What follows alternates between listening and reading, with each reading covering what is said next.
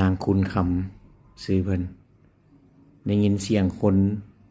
ได้ยินเสียงเขายกผ้าเข้าตั้งผ้าเข้าขึ้นมาถึงเฮือนเองเลยเพิ่นเฮ็ด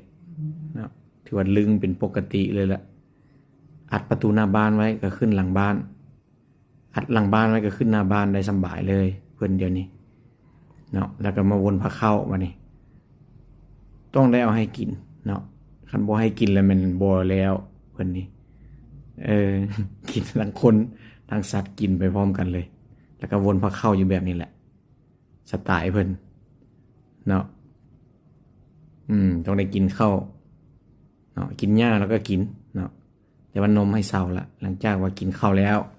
ต้องซอกบ่อนอาบน้ำคลายฮ้อน โอ้ยยังว่าปานบ่แม่นตัวฟานแล้วซ้ำเป็นตัวควายแล้วลงไปอาบน้ำเองเลยอ่างอาบน้ำไอ้ซับอันนี้ลงไปเลยถ้าให้เฮาวิดน้ำใส่ซั่นไดเนาะอาบน้ำให้ล้างขนให้ซั่นไดเย็นเพิ่นมักแบบนั้นเด้